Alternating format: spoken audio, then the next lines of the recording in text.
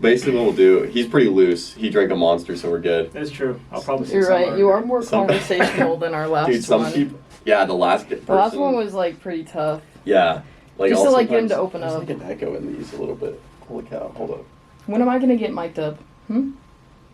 I don't know, when I get better equipment. Not even better, I just need to get, like, an extra... I was thinking about that today.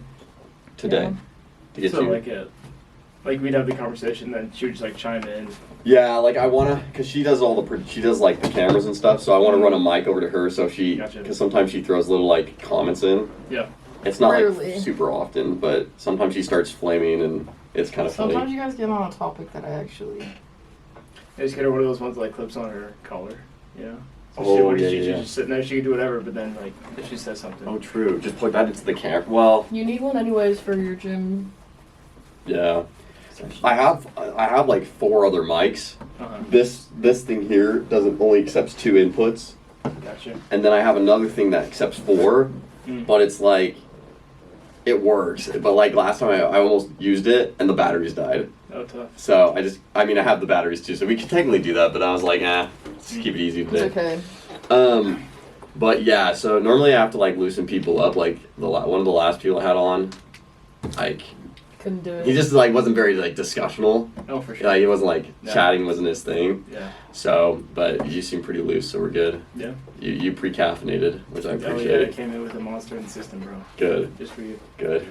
Ready to punch. Have you seen that Theo Vaughn that clip. TikTok of like Theo Vaughn, where he's like, "Yo, hold up, I hold up. love Theo Vaughn, actually. Let's pull that up." I don't get how he's not canceled, but I think it's hilarious. He says, like, the wildest stuff. I feel like he's in the Joe Rogan camp at this point, where like You Joe can can say say anything you stuff want. people want him to get canceled, but everyone just like loves him. Yeah. So it's like you can't really.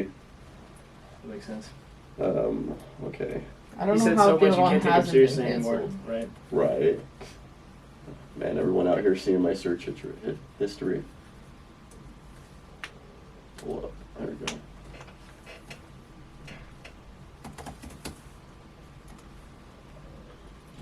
But yeah, so typically, like, I'll ask a question, we'll then just kind of go with it, and, Uh-huh. and then and then we'll just go from there. But that's usually how this rolls on Checks out. TikTok. Is it usually around stuff like you had in the questionnaire beforehand? Or is it like you just hit like random stuff like a totally random question?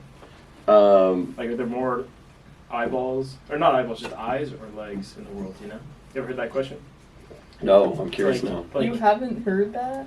are there more eyes in existence in the world than legs? So, like, and that Probably. includes, like, eyeballs, right, for all animals, but also, like, anything that are eyes. So, like, for me, Oh, we're counting like animals too, not just humans. animals, Yeah. or, like, even, like, pictures, or even, like, Oh, the original question is just eyes, so I think, like, the letter I in a book, right? But you think legs, you also got, like, table legs, you got, like, chair Oh, legs. true.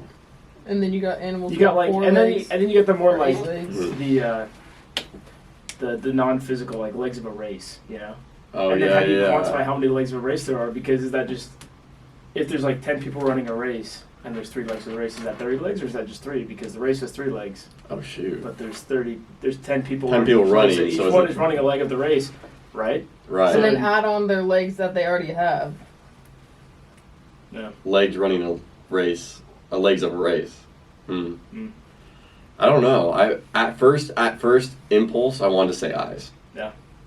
But that was before I thought animals. Like, I didn't count animals in that. Yeah. You know? No, right. So So- like a centipede. I mean, that's a 98 to net positive for legs. Right. They got 2 eyes, maybe. I don't even know if they have eyes. Yeah. They might not. They probably don't. So that's not 98 to 100 legs over, you know, It's okay. Honestly, eyes. I don't know. Which do you like more, eyes or legs? In what context? You know exactly what Some good eye contact is nice, you know. I do. I like nice pair of eyes. Yeah. But I also like a nice pair of legs. Hey, I mean, if you can choose both, I would, you know. You know, most eyes are beautiful. You know what I'm saying? Yeah, Like, it's hard to have a pair of really ugly eyes. it's true. It's very Of uncommon course. that someone just like has eyes. You're like, Yeah, like have you ever heard someone be like, "Hey, your eyes ugly," like rare. that'd be real aggressive. But I can. And I feel like too, if you said that, that would like totally destroy somebody's like mental psyche. Like, if Yeah. your eyes are bad, they'd be like, they'd never look at anybody in the eyes again. Yeah, the windows of your soul, like to your soul, are terrible. You should probably get like a window washer or something. Yeah. Some Windex on those things. I know a guy. He'll come clean those out. That's true. But yeah, no, I can think of many people with like legs that I'm not a fan of. Yo, man. You know? Yeah. Yeah. That's true. Yo, what up? It's Jules. She's not live, is she? What? No. FaceTimer. So, Jules, I have a question for you. This is the video real quick. Yeah. Sometimes, like, also, I'm drinking like Monster Energy drinks sometimes, which are like piss magnets. Yeah. They're delicious, but they make you want to pee. Make you want to beat your wife, too, dude. I've seen a lot of dudes drinking Monster that you know they're going home to punch. Yeah. At least on Joe Rogan said I did just go to the bathroom before this, after I drank my Monster, before the conversation. Yeah. I took a pee, so. Oh, we're good. So it's cleared your system. Yeah, we're good. Now I'm just sipping on some water. Yeah, some yeah. hydration, you know. Yeah. Do you watch Joe a lot? No, not unless he comes up randomly. Oh, Mostly okay. in the context of Theo Vaughn, actually. Oh, really? Because I always, like... Remember that. So anything we said during the video didn't read? Yeah, during the video, because the YouTube kicked off my audio. Oh, yeah. So I just remember that. But everything before that, Okay. the legs and eyes was on. Okay, so we're cool. good. That's Excellent. what we wanted on the test. That's what we need. Yeah, we It's wanted. kind of like you take a video with your phone, but you're playing music. At least I have an Android. I don't know if that's an Android only thing, but like I'll be playing Spotify, and then like take a video, and then the Spotify shuts off while you take the That's video. annoying, dude. Like Yeah. when you're at the gym. Yeah, Yeah, because you're like wanting to hit a PR, but you also want to film it. yeah. And sometimes like you Can want you a do it with video. Snap? I think you can Snapchat while it plays. Oh, maybe. Well, let's find out. That makes sense. I mean, and the other thing is too is like sometimes you want that audio playing while you're taking the video because it like is part of the experience you're trying to capture. Right. You know? Right. You want to go back and be like, what was I like if you post it? Yeah. Or like anything like that. Yeah. What song should I play while we test this theory? It's got to be something banging. Like OG banging or like current? I'm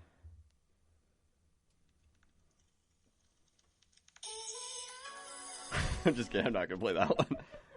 Rich Baby Daddy by Drake.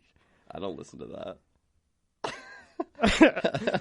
I would never. I would never listen to that. Let's see. What about this one? Yeah, okay. This one works. Justin Bieber. Okay. Oh, let's see if Snapchat. While I Snapchat. All right. We got at least one Oh, believer. it's Is it going? yeah. Is it hidden?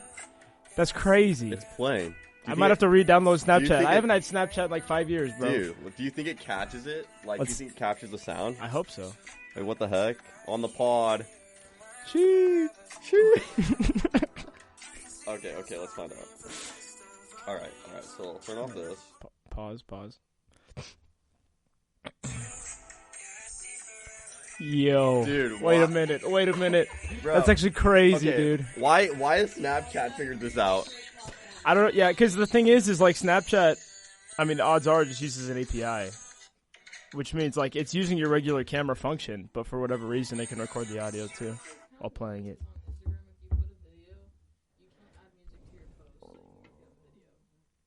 On what? Oh, like the background music, like while you're swiping through the pictures, it's like. You can't have it unless you're like, unless your video doesn't have audio. Oh, Really? I mean, I see how that like avoids issues, but I feel like they put enough money in development and they've had so many years, they could have figured that out. Yeah, but it's owned by Facebook, and Facebook is always. Yeah. I feel like A little stingy. they're always behind the curve, dude. I feel like they always are like, they're always late, and then they like try to like catch up to everybody else. No, it's fair. My dad, he works for NVIDIA. Or Oh, he does did. he? He worked for NVIDIA for like 12 years. And then like 2 years ago, he moved to Intel. Okay. Right. And so Intel's a much larger company than NVIDIA. Right. And when my dad started with NVIDIA, it was a much smaller company. It was where they were just like kind of gaining traction. So he was there for kind of this build up of this bigger company. And Yeah. NVIDIA is big on being on the cutting edge. Intel, he likes to describe it though, like Intel and like Facebook is much Yeah. more like a large shipping like boat. You know, it's going from like California to China, you know, has like 1 billion crates on it. Right. It's a lot harder to turn because there's just so much going on. Right. Which is like, I mean, cornering in a speedboat's way easier just because, I mean, the power to size ratio right. and the speed, you know, everything, like, Yeah. everything going on. Like once they do, it's impactful, but It just takes a while it takes to a turn long that time big for old them to do thing. it. Yeah. You know. Yeah. I feel like Facebook's probably the same way. They're like trying to stay with it, but there's just so much they have to carry with them because it's like the biggest platform. Yeah, that's how it is at the church too. Because I like work for the church, and it's like that all the time. Like, Yeah. I mean, they have like little things that they do, like different. Like at the church level, it's not that bad. Yeah. But like anything that's any like major decisions in the church. Yeah.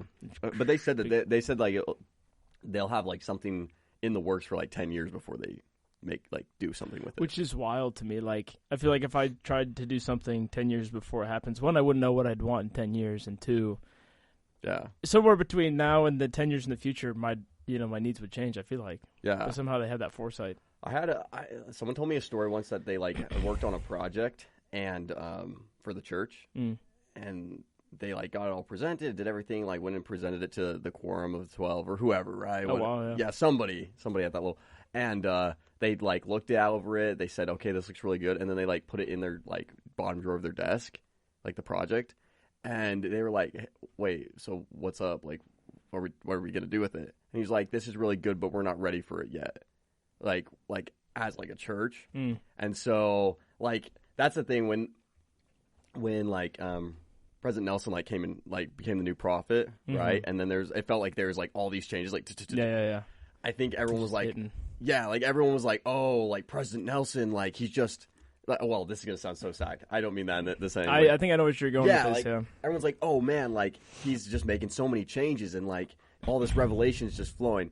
But like I almost guarantee you, those are probably things that have been in the works for like 10 years. Yeah, and they've been coming up. discussing for like a long time, but probably due to like Thomas S. Monson's health and all the things, like it's true. I've been wondering about that. It's like you can only do so much when you're decision maker, right? As they get older, right? The prophet like can't do as much, right? So he can't like okay as many things, and he can't think about as many projects. Because I mean, if I was 99 years old, I don't even expect to get even close to 99 years old. I don't know. Honestly, like 3 of my grandparents died at 65. So like until like until like probably 3 or 4 years ago, I thought 65 was like a ripe old age to die. And then I'm like meeting all these like 70, 75-year-olds. My grandma, who's still alive, is 78 now. I'm like, oh, wait a minute. I guess I could logically make it to like 75, 80. Oh, there you go. Sure, I just went to a funeral for my great uncle who's 90, But like for the majority of my life, I thought 65 was just like when you die. Everybody else is like, oh yeah, that's when you retire. And I'm like, yeah, from life. But but I guess that's not it. So yeah, I got to make some more long-term plans because I'm going to be around hopefully longer than I expected.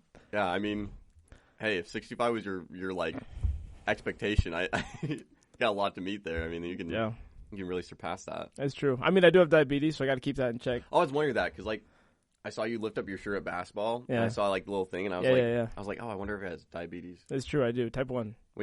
So what's the difference? I've like read a little bit, but so the way I understand it, and I'm no medical professional, I'm just someone who has type 1 diabetes.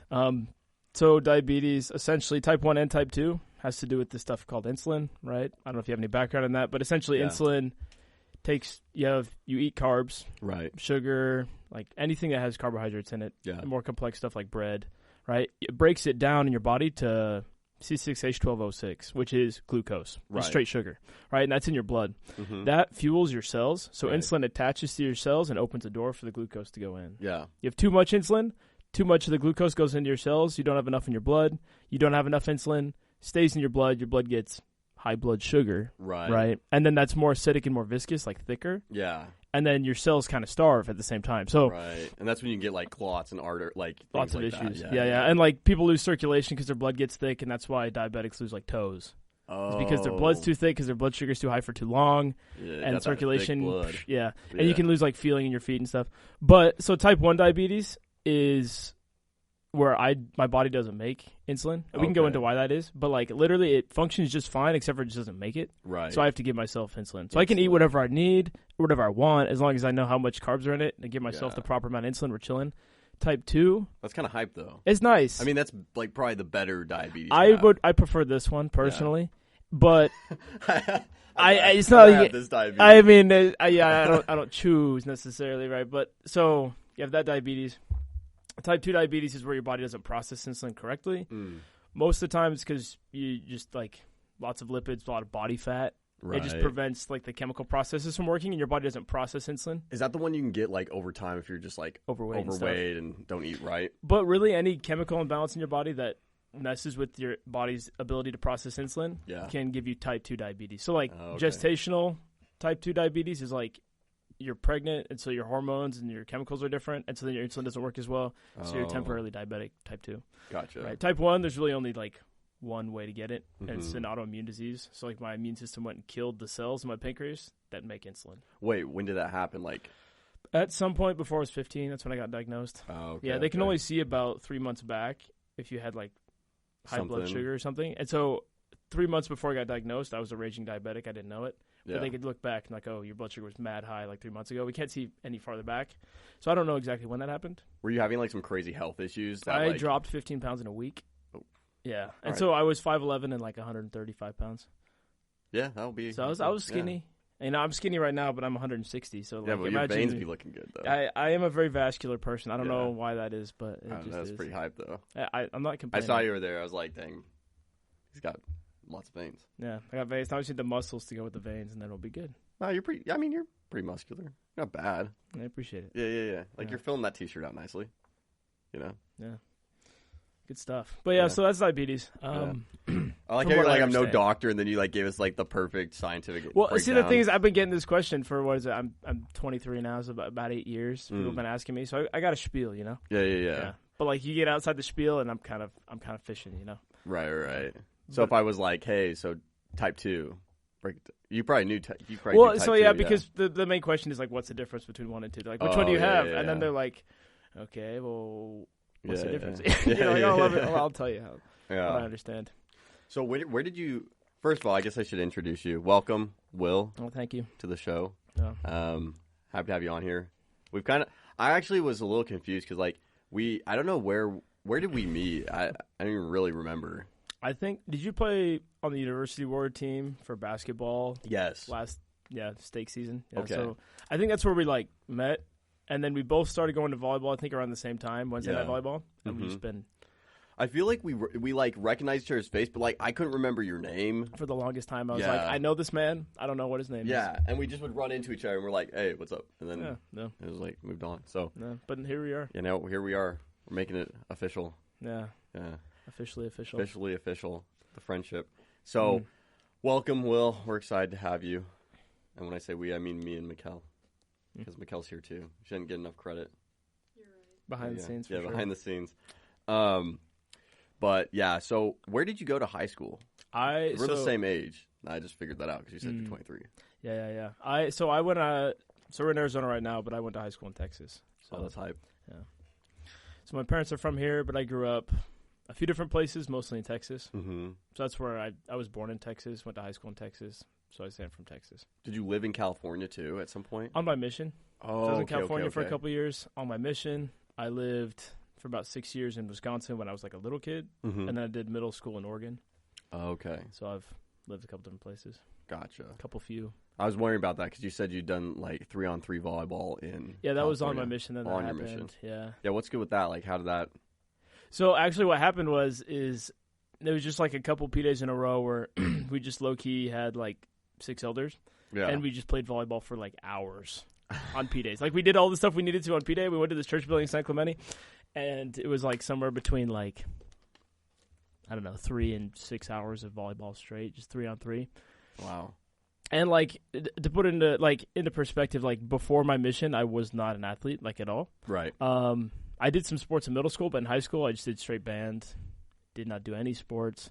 Trombone, right? Yep. And I had like a big like mental block between me and doing sports because I was like, dang, I suck so bad, and I was so self-conscious. And I'd always just be like talking about playing sports and throwing excuses. Really toxic relationship with sports. But then on the mission, they're like, I was Spanish speaking, so I did a lot of soccer to find people. Yeah. And so like they're like, you have to play. And I was like, okay. So I just played soccer. It was terrible, but like it just kind of got me over that hump. And then like what you're talking about, the 3-on-3 volleyball, was like when I realized like when you're playing like soccer with like a good amount of people, you can kind of like when the ball comes to you, you can play, you can defend, or you can like pass, but like you don't really have to get after it necessarily. Yeah. Because I know it wasn't like a star, but like when we played volleyball, it's like 3-on-3. There's a lot of times where it's like that's you. Like you have to go and do the thing. You have to go get it. So that kind of taught me a lot about just getting after it. Yeah. And then after that, I got into sports. Now it's like all I do with my free time is volleyball, basketball, pickleball. Yeah. Just kind of learning how to do that stuff. Getting into it. Yeah, that's the thing with volleyball too. Like, because I didn't play volleyball in high school or anything like that. Like, my sisters did and stuff. So I kind of knew. Like, I've been around it, but then like doing the like Wednesday volleyball, especially in some games, like if they slow down, like I played basketball a lot, and so like basketball is very like you're in it and it's just going. Yeah, like it doesn't stop. And volleyball is kind of like a little more like either it's slow paced or it's really fast paced, but it's kind of a little less like. It's not as consistent. Yeah, and so, but like for me, there'd be a lot of times like my brain would just kind of like disengage from the game, and then like I'd suck it up, right? Like I'd forget to get like I wouldn't dive for it or I wouldn't go for it, and then everyone's like, "What the freak? Why aren't you like?" Get your head in the it's game, tough. Right? Yeah, sometimes you're like, oops. Nothing happened last like 7 possessions in the back left corner. Then all of a sudden it's like you're him, and you have to like run and get this massive up so you can. Or it like just drops next to you. You're like, oh, sorry, my bad. Yeah. And so, but like so every time I go to play Wednesday night volleyball, I always take this gum. It's called Neurogum. Okay. But and like. It probably does nothing other than like mentally I think it does. Yeah. And so placebo. Yeah. It has some caffeine in it and it's supposed to be like it's supposed to have some nootropic stuff in there too. And I don't know. I mean, I definitely like it, but I pop that in and then I feel like I'm wired for all like 4 games cuz I'm ready. Yeah, like at least I like to stay focused and I'm like, okay, all right, let's play. So, that's been helping my I'll give you a piece before I'll have to try Wednesday. it. Yeah. Like, tomorrow, Yeah, let me know. Yeah. Are you in the group chat for that? Because I actually I'm not in the group chat. I never know. I always have to ask somebody else when it's happening. I can get you in the group chat. You could try. Yeah, I have an Android. I don't know if it's like a... No. It's 7 to 10 this week. 7 to 10. Oh, perfect. But I think it's a mixed chat. I don't think they have I don't think it's iPhones only. Okay. Is it? Yeah. It is? Oh, do they have 2 chats? Like, one's the... Oh, let me just look. I don't know. I've been excluded from plenty of chats because I don't have an iPhone. You don't want to be in this group chat, no offense. No, honestly, sometimes I'm like, can I leave? Yes. Do they just drop like a bunch of memes or what do they do? No, it's just like... No, it's just annoying to see everyone like messages just... Like the notifications get you. I feel like there's always like low-key drama in the Wednesday volleyball. Really? Yeah, because, okay, so... They're literally like... It's okay, I'm going to have to cut this out, but... Yeah, like... It's hard because, like, people find out about, and then there's a lot of people, which to me, I don't really care. But then, when, like, so many people join one court and then you're waiting like 10 minutes. Yeah, when you got a lot of subs, it's gonna be tough as heck. That's true. Especially since the top court, they don't let anyone play other than like That, people. yeah, So the next it's like the court elite down, court. we get to play, where it's like it's better than the court below us because it's like. So this is why we want to mic her, because she'll do this, or she just pops off. Oh yeah, this is good content, Yeah, but yeah. like it's not getting recorded, so it's Yeah. kind of tough. But then like. Here, come speaking to the mic. Yeah, come talk speaking over to one of here. these Yeah, mics. please. Because otherwise it's just... Cut this all. I don't know. Well, maybe keep it nice. Don't be like rude, and we'll be fine. That's true. Yeah, don't add anybody specifically. Yeah. This is for you, Lex. Hey, say that to the mic. Say that to the mic. Listen, I'm they just gotta. kidding, I love you. Basically, yeah, can you? Thanks. Dang. So basically, actually interview Will at some point. It's gonna be crazy, actually. so basically, then everyone comes to our court, and then Hold it to your mouth, please. Thank you. everyone comes to our court, and then there's like 15 subs, and you have to wait 10 minutes to get in, and then it's close, bro. Yeah, I know. I can hear you. Keep going. But then it's like it's not as fun as a game because then you play sometimes because sometimes it's like everyone just misses the ball for like 10 serves in a row. And then Because they don't have the neurogum, is what it is. You right. They don't have that They gum. don't They get don't that have placebo that effect. engagement. I've been slaying every game since I've taken it. I've been no, I'm not even playing. Like I've been This is on moms, bro. I jump higher. I hit harder. You have been jumping quite high. Dude, yeah, I'm like blocking things that I like. Dude, Shaq couldn't even put on me. Bro, that one time you blocked that one like really tall. Big Mike? Yeah. I literally was like. Big Dude, Mike. Dunked on that kid. Although he had done it to me like right before. Well, that's suspected since he's like how tall? Yeah. What are you saying? I'm not short. I'm 6 foot. Well, you're not Big Mike. You're right. But yeah, Big it's Mike. just like I feel like that volleyball it's always had like something like because Lex runs it now, right? Right. But before that it was Sarah, Uh huh. right? And Sarah, like during that there was always like like at one point, all the really good players who play on like the top court, they like wanted to not have to mix it, and so there was like drama with that, right? And like no one could figure out a good way to do it, and then it switched to where it was like we went back to where it was like, no, we want to split everybody up because it's getting too like challenging and like people are getting hurt, which I don't even know if that's true, but whatever. I haven't heard of any. Well, actually, I know of one injury, but it happened 2 weeks ago. So yeah. And it's usually, like, not major. It's nothing crazy. No, yeah. I've like, never seen anybody, like, actually, like, roll an ankle bad enough that it, like, swells or... Yeah.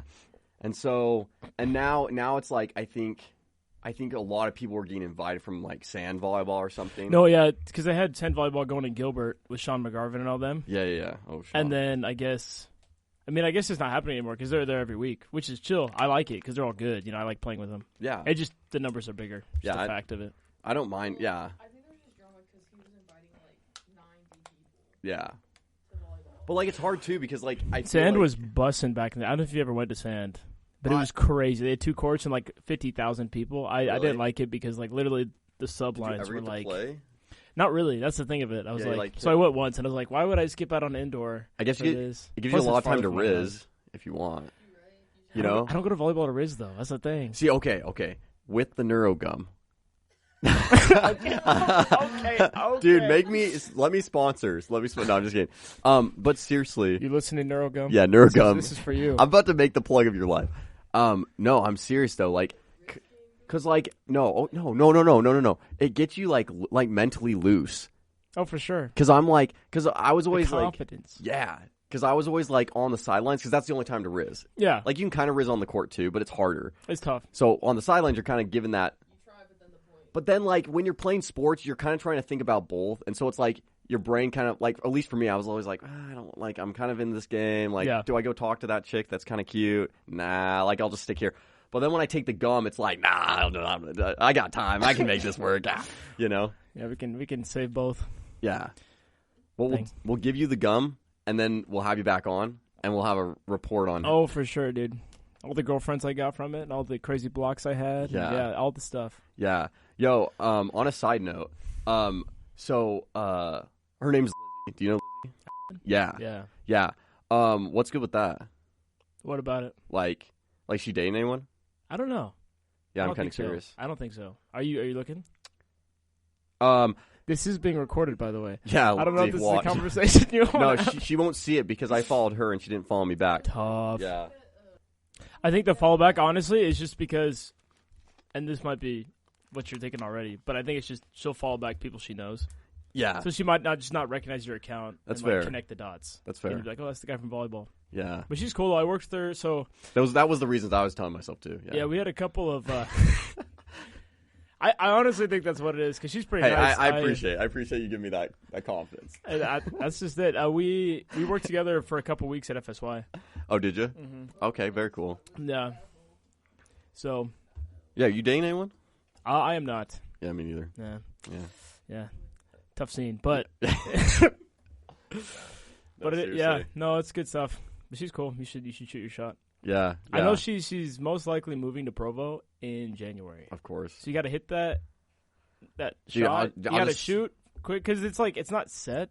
No. She's just like looking for a new scene. Right. But if you make this scene desirable, I could be her because new you're scene. in the new scene. I could be her if scene. If you're the new scene, boom, she stays. Yeah, dude. That's with you. Hey. Not bad. Not a bad lockdown. Because she's dope. Yeah, she's cool. She seems cool. I talked to her once at volleyball, but she hasn't been back.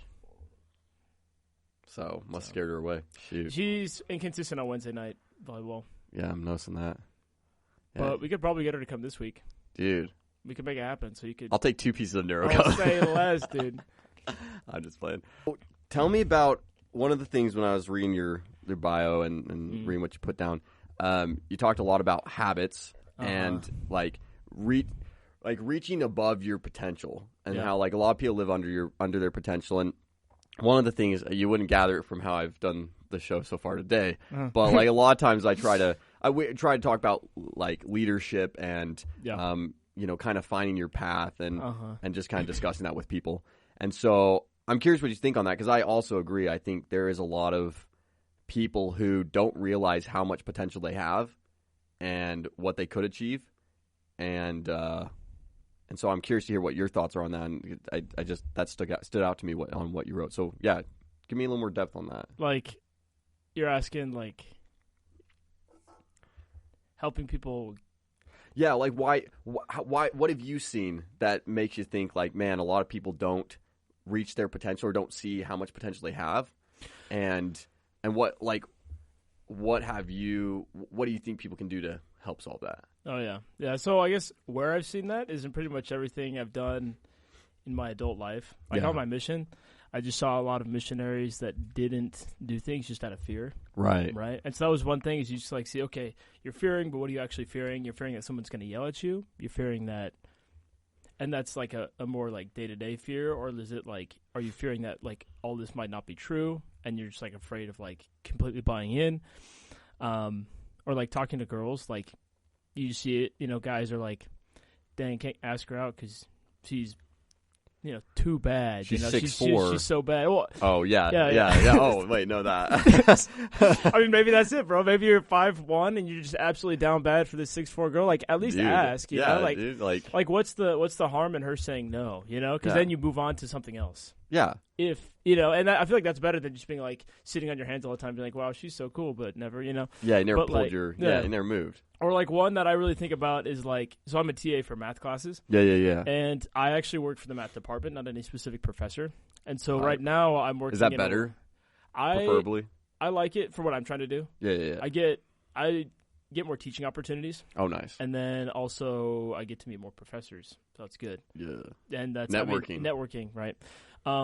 But this semester I'm in a lot of introductory math classes, so I've done different levels of math. But for this one, I'm doing just like 100 level classes, basically, like all the college freshmen, all the partiers, all the studious ones, everything in between. Boom, they're in there, and like a lot of them have this like mental stigma about math. They're like, I'm not a math person. I don't understand math. I get that. I have only met one person in this class for this specific class, Math 117. I've had over 1,000 students because it's about 150 students per class, and I've done it for quite a few classes, I think. Dude, why aren't you the professor? That's my question. Because I don't have a bachelor's degree. ASU. But I literally can only think of one student who like I could honestly say math wasn't their thing. Like it was like tough. I was like, I'm trying to teach them how to factor because that's like where we're at. Right. It's in the beginning of the school year.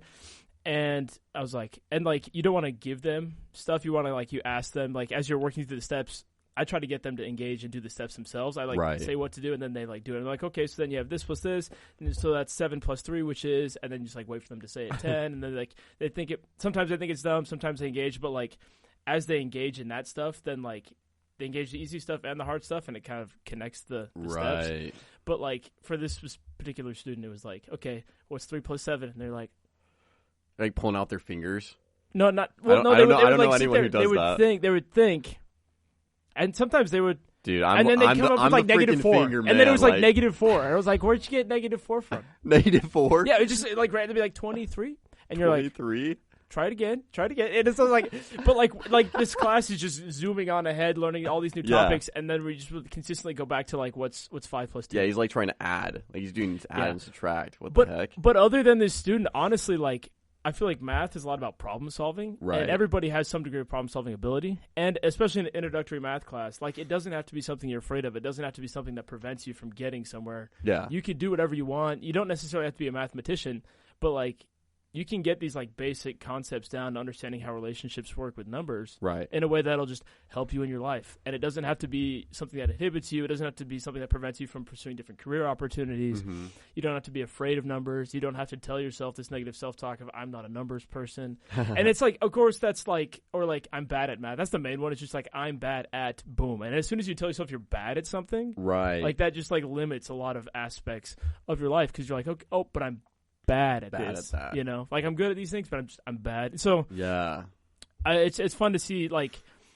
Maybe they don't leave the class being crazy confident in math, but they don't have to be afraid of it. And so whether it's math or it's something with the gospel or it's with girls, helping somebody realize that they don't have to limit themselves in one aspect of their life is the thing. And specifically with math, it might seem weird that I fixate on this. One, it's what my career is going into, so I do a lot of math. What do you want to? Yeah, what is just real quick, sorry to get off topic, but what's like your career you're headed towards? So I'm a data science major trying to Okay. get into like developing machine learning models. Oh, So, okay, very cool. Yeah, or AI, generative AI, ChatGPT, any of those sorts of things I find super interesting. Yeah. And so I figure I might as well just do what I'm most interested in. Whether or Right. not I'm good at it, I want to try. Well, in essence, So- what even in this case, like you're working with math students, but you're observing these consistent patterns, right? And information. So that's pretty cool. Yeah. It's learning how to a lot of it for me is like you help all these students individually with different problems, and then it's like you start to learn how to think mechanically about different math problems and like Right. break them down and like explain them in a way that like different people will understand them, because you have to like read the student and like what they're thinking about and how they're thinking, and then like connect the concept to their understanding. Right. I forgot what I was talking about though, but yeah. Yeah. It's just I guess there's just like, for whatever reason, math's a big stigma people have issue with. Yeah. And it's like, well, it seems random, and most people forget about it once they graduate from high school because they don't have to take a math class anymore. Mhm. Like, it's cool to see, like, when you remove that stigma for somebody, or help them remove it for themselves is really what's happening. Yeah. Like, there's, like, a weight off people's shoulders It when they clears realize, like, up. this isn't, like, an issue or problem I have to avoid my whole life. It's just a thing, right? That just exists, and it's in its corner, and that's fine. Yeah. I was telling her the other day, actually. We were talking about it's people really enjoy, like, not enjoy, but people naturally tend to want to put a label on things that they don't feel confident in or secure in, or whatever you want to call it, right? So, like, I'm going to take one that's probably a little controversial here, but, like, I think a lot of people nowadays go, oh, I have anxiety. I'm an anxious person. Like, I have anxiety. And it's like they may get anxious or have anxiety about, like, a certain thing. Right. And so they, like, anytime that happens, they're like, I just have anxiety. It's like, well, we all have a lot of things that maybe make us anxious or we're not secure at, and that's, like, a natural reaction to it. That's supposed to happen in life, I think. Right. It's My like personal opinion. yeah, no, it's like if you're not nervous, like how like it's like a natural emotion. Yeah, negative emotions have their place in life. Right. You can't have too much. Mhm. And that's your anxiety and clinical depression. Yeah. Right. And those obviously exist, right? If Right, you that's have a real thing. Yeah, if you have a chemical imbalance and a hormonal imbalance, that's normal, or not normal, but that's like that's real. That can happen, yeah. But yeah, like people will put a lot of labels on themselves, and it almost like I don't know if it's like a crutch or it just like to help them get through those feelings rather than being like, no, I think this is just something I'm not as good in, and I'm gonna get better at it. Right. And so yeah, no, I think you make a good point there with like, because I'm someone who also says like I'm not really like a math person. That's not my strength, but I do remember when I had like a class where the teacher, I really got it and I understood what he was saying, and like I did feel like a math person for that class. Yeah. Yeah, in context, like, yeah, everyone's gonna have a different level of like comfortability with math, but it doesn't have to be something that you're like you limit yourself by or you're afraid of. Yeah. Right. Yeah. But like you definitely, like, if you want to do something that has nothing to do with math, like onward, you don't need math in your life. Mhm. But I'd hate for someone to like live their life and have something just prevent them from getting like progressing where with they it. want to go, or like like it could limit how high you get. Same with like girls, like if you're like never shooting your shot with somebody you actually are like interested in, then when are you ever going to end up with somebody you're interested in? Right. Right. Yeah, that's you're a good point. just gonna keep. That's when you start to settle. Right. And then eventually you're like, well, this is just like the kind of girls I'm into. And it's like, no, it's just the kind of girls you're brave enough to talk to. You start, you kind of start making like... No offense to any of the girls, right? Like everybody, like compatibility is just different for everybody, right? Right. Well, and I've said this too, is like, you're like, there's a big thing to, you're going to attract what you are, right? So like, if you act like a shy, nervous person who can't like talk to people, like you're going to probably attract shy, nervous people who you can't. So if that's not what you want, then like you got to go and like you got to go be something different. And I was like, there was a while, probably like 6 months ago, I was going out in public a lot, like I was traveling up to Utah a bunch and like flying on planes and stuff. And I just noticed like sometimes, especially if you get into like your zone where you're working a lot or you're not socializing as much outside of like your work hours. Yeah. I just like as a person will get kind of like, I get almost like closed off where I almost forget how to socialize. For sure. And so when I was out traveling and going like to Utah and stuff like that for these business trips and things, I wanted to get better at it. so I would be more comfortable just like talking to people. And so I told myself, it's like, okay, because it's like when you get on a plane, especially, you sit down like to like 3 people, and it's like you just sit there awkwardly, waiting for the flight to be over. And so I was like, okay, I'm gonna force myself at the beginning of this flight, like to at least just turn over and be like, hey, what's your name, and then like introduce myself. Yeah. And it's like things like that you just have to like, even though it sucks and it's awkward and it's embarrassing, but it's those little steps to just kind of get yourself over those humps. And it's crazy how much happens after you just do that. Because maybe you say, hi, how's your day going? You wait 30 minutes, and then you like notice something in the magazine they're reading, or like the cover of their book, and you just like say something random, and then they just turn around and talk to you, and then you get this homie for like 20 minutes. You're just chopping it up. Yeah. And then you're like, peace out, bye. Now, you could have just taken a nap the entire time on the plane. Right. Either one works, but like... Which one made you better? Yeah. Okay. And which one made I think the day's better. Like, maybe they need a little conversation. As long as you're not being like rude to them, I feel like it's a positive thing. Well, most people are like, that's the thing too. Most people, I feel like, are desperate for not desperate, but they want interaction, but are scared to have interaction. No, yeah. There's a barrier there. So my job that I do outside of TAing, I'm an IT guy at a law firm. Yeah. And so that's sick. Yeah. So.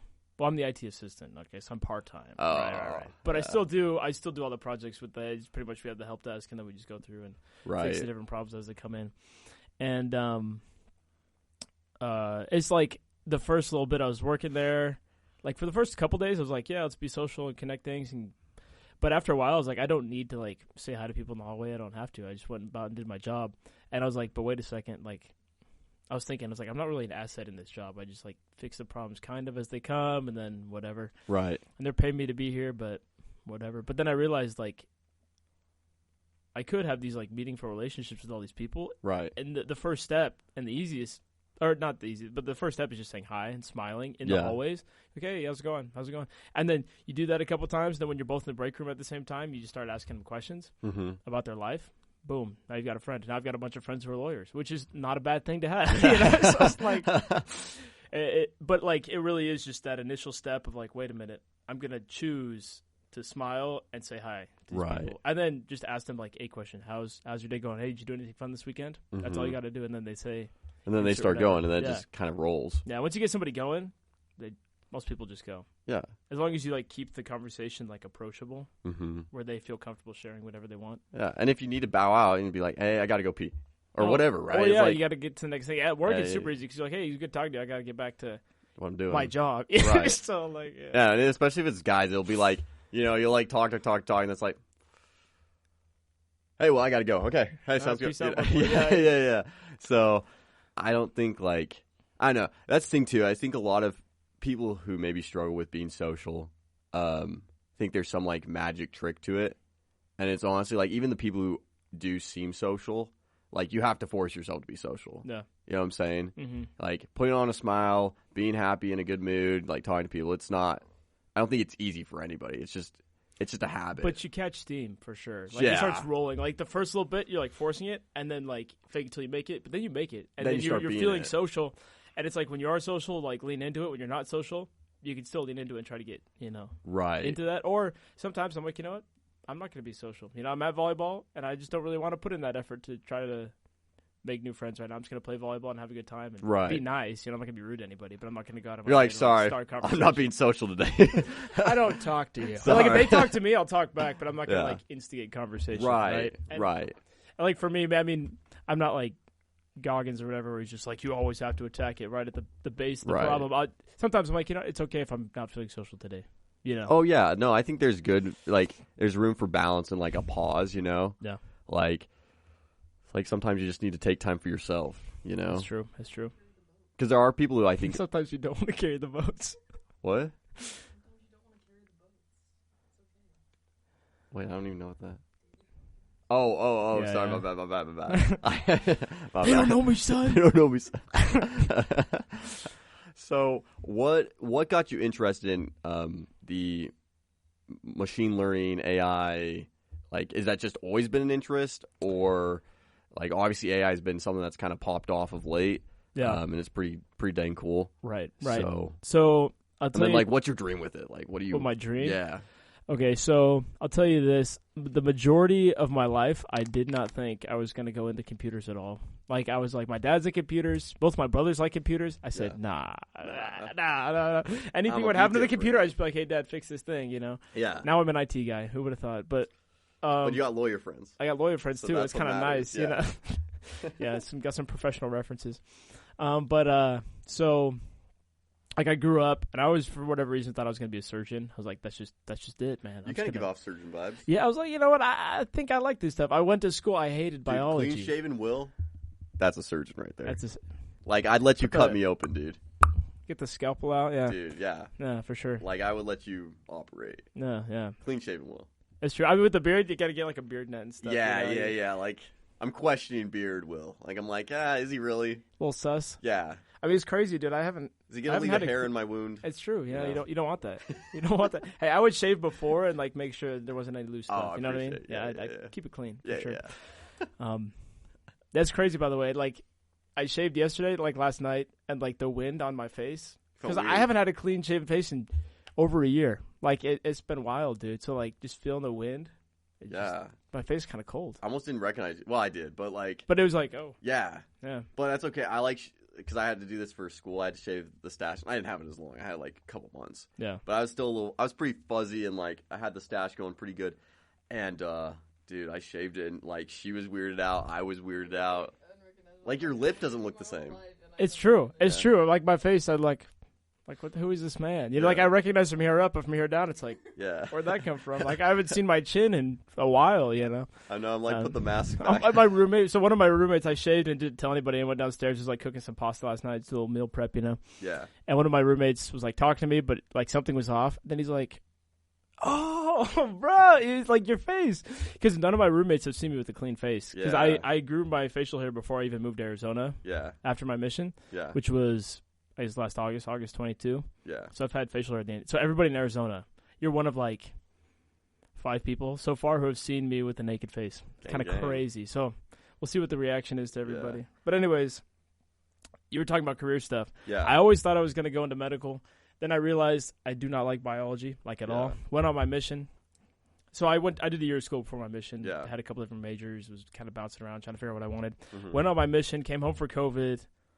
While I was home for COVID, my little brother and sister would stay up late doing their math homework, and my parents would stay up with them in case they had questions and just kind of like sit there while they were like on their computer, like typing it up, and then they'd ask, and they'd be like, oh, But I was like, hey, listen, I'm just delivering pizza. You've got like real life to live. I'll stay up with my siblings. You know, they're in high school. I was 21 at the time. Yeah. So I'm just staying up with them, doing their math homework. And then I was just thinking, because I was home for about 8 months before they let me come back. Because for diabetes, they're like, hey, you're high risk, got to go home. And then about 8 months later, they're like, oh, you're not as high risk as we thought. You want to go back? I was like, I've been asking. So then they let me back. But I was sitting there helping them with their math homework. And I was like, wait a second. The subject I've always enjoyed, like regardless of the teacher, and every like year of school I've been in was math. Yeah. And I was like, why don't I just do math? So I went back on my mission, told ASU, hey, switch me to a stats major because I feel like I could do something actionable. I don't know if that's business. I don't know if that's like actuarial science. Yeah. So they switched my major, and I come home, and it says data science. And I was like, that's not statistics, is it? And I looked it up. It's like, it's not. And it's like, what's that? And it's like, it's computers and math. And I was like, well, I did need a way to make money with math. And so I took some actuarial science classes to do financial mathematics, see if I liked that. Yeah. And then I did this data science major, so I'm starting to do like just computer science classes, data science classes. Yeah. I hated financial mathematics. No offense. My boy Scott Despain knows this. He's tried to convince me so much to like get into like just that sort of thing, like accounting or tax or something. And like he likes it a lot. I don't have that love of the game. So I was like, you know, I'm just going to, I could do really whatever I wanted to. Whether or not I'd be successful at it, I could choose to do that. So then I just got into computers, and I've just been learning fast and getting into it. And, like, it's cool. But then I realized, too, like, since, like I was a little kid, the thing I've always thought was, like, the coolest was this stuff called augmented reality. Yeah. So, like, have you ever seen, like, you seen Cars 2? Yeah. You know, like when Mater's like in the casino and he can see all like the readouts like and stuff, and it's like so the computer like looks at like the real life and then gives all these readouts. I've always thought that would be like the coolest thing ever to have. And so like, I don't know, with like generative AI and like image recognition and stuff like that, that's kind of where that leads. So like, if I get into some sort of augmented reality, that'd be game changer, bro. That'd be legendary. Because it's like, wait a minute, that's something I've liked my entire life, and then I just really been vibing with the math and the computers. So Dude, that's how I got where I'm at. That's freaking hype, dog. Dude, I hope you do something with that because That'd be dope. I'm gonna be watching. I just realized I have to leave to go to this tryout. Oh, so for sure. My thought is this though.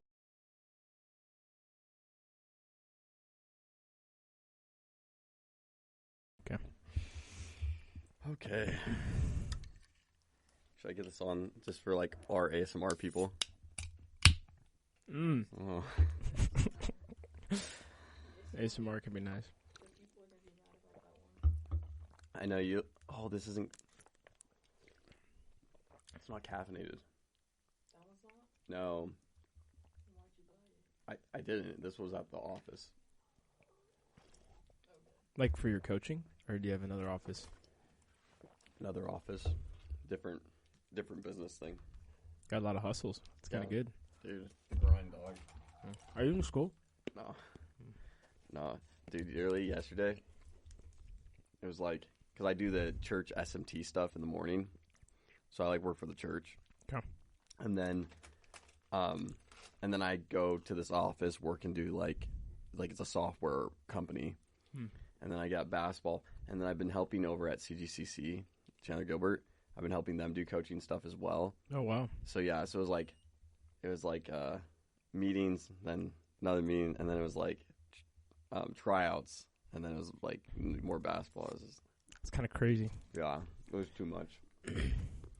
So are you just like a natural born coach, or what's the deal? Or are you just networking? Like how'd you get into all these coaching?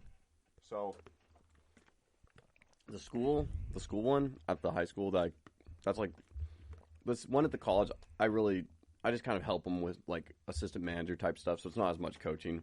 Gotcha. I'm just kind of on the staff, but with them or with this high school, I literally just sent an application in as like a joke over the summer, and I was like, I hope I could get it, but I didn't think it was going to happen.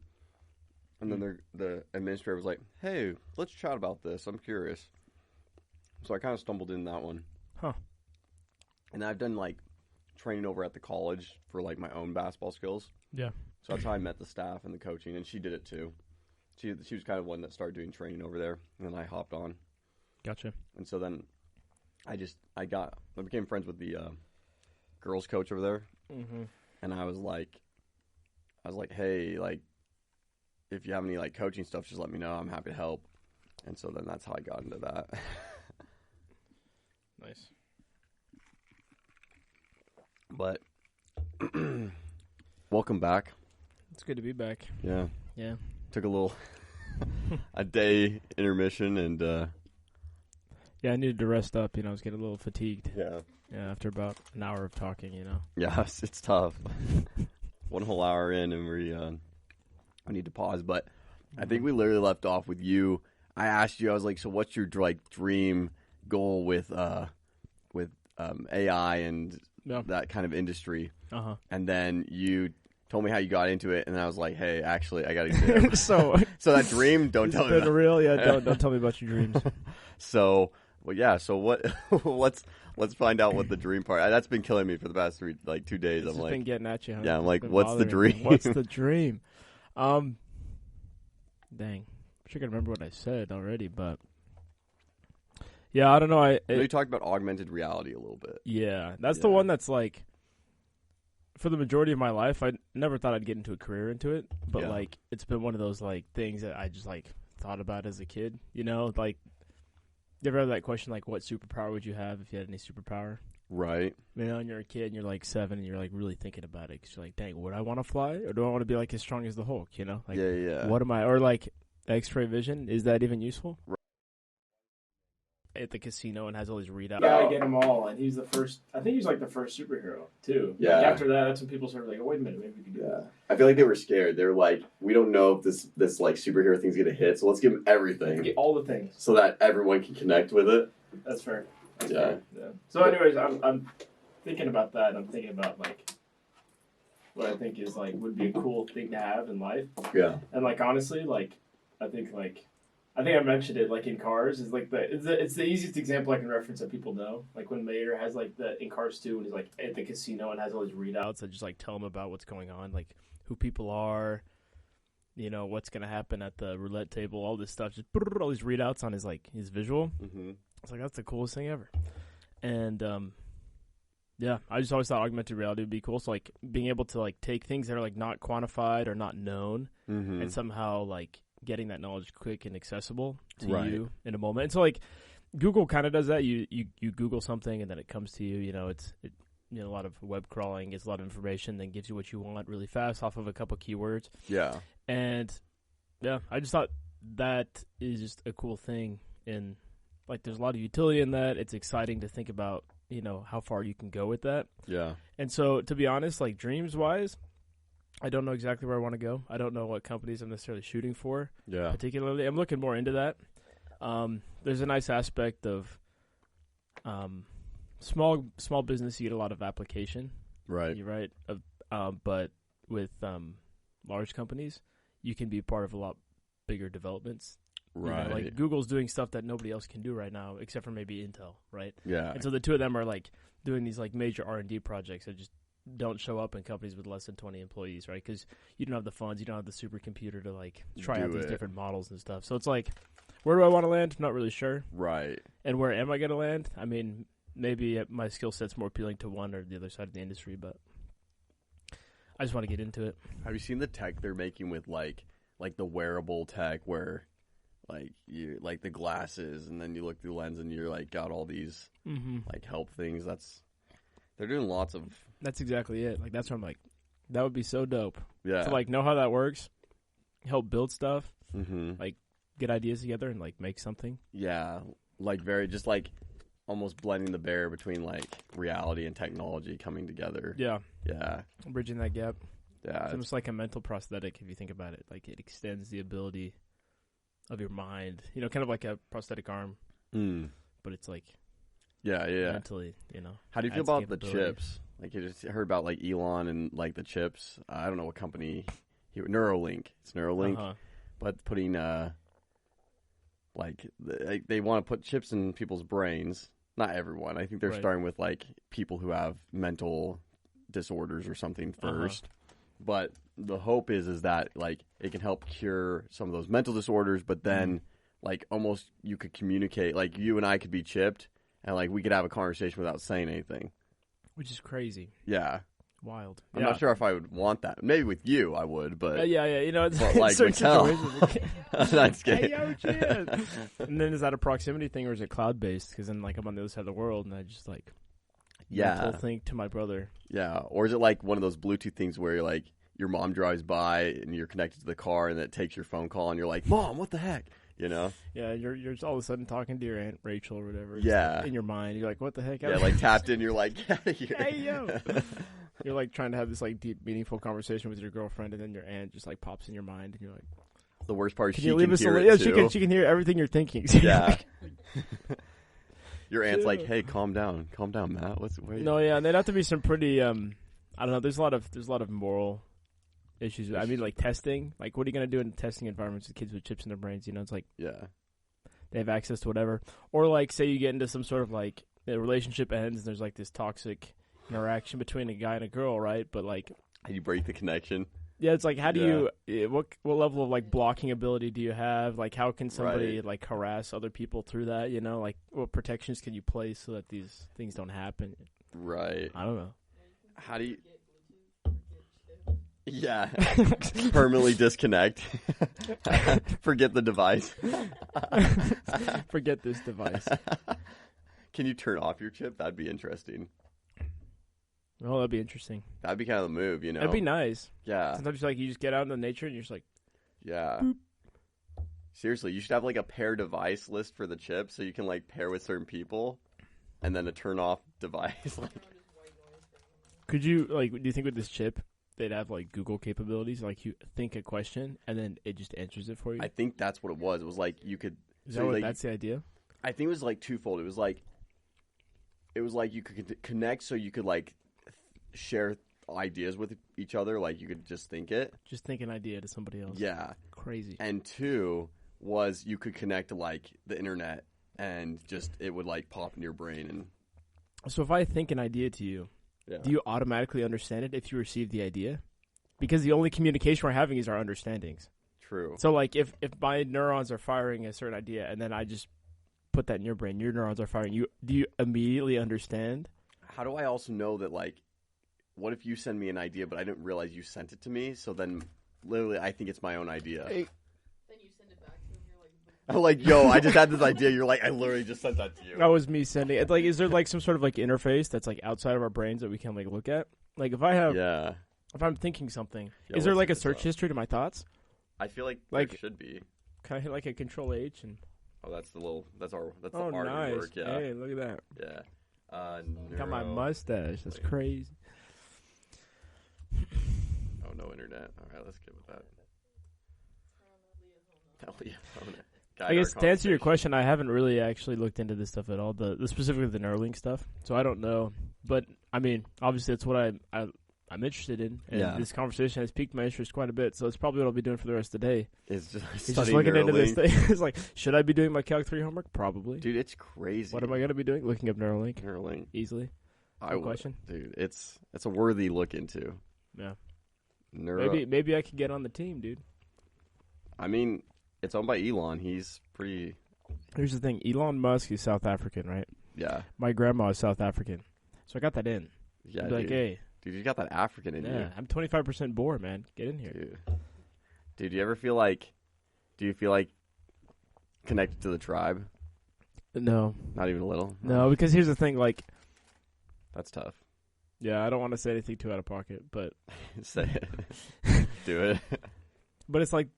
So, from what I understand, this could be totally wrong, is like the Dutch came and settled South Africa in like the 1500s. Yeah. And the entire time they were there, they were like mega racist. Really? Yeah. Like apartheid and all that.